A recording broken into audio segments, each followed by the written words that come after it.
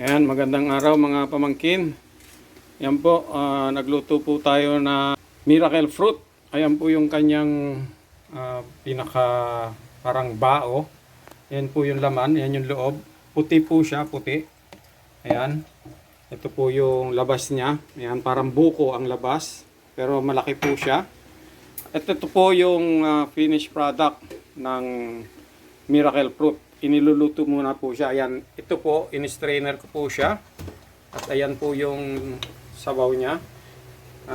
Niluluto po siya. Ito po yung niluto.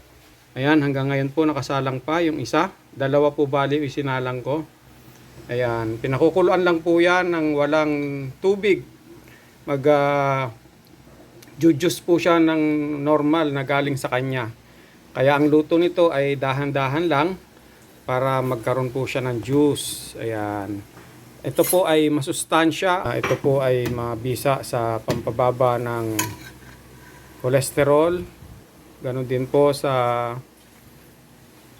blood sugar.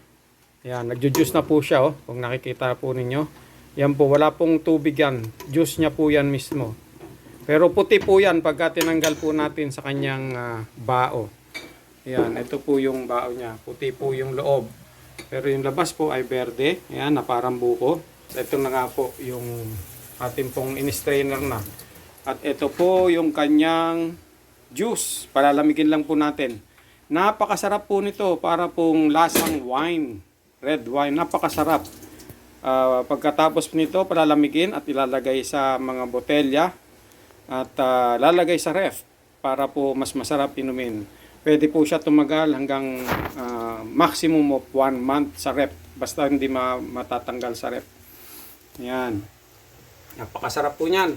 Marami pong ginagamot sa ating katawan. Ayan. Ayan po, magkita-kita po muli tayo. Ito po ang inyong Tito Boy Placido. Isang magandang araw po sa inyong lahat muli. Mag-ingat po ang lahat. Mag-ingat sa lahat ng bagay. God bless. Bye-bye.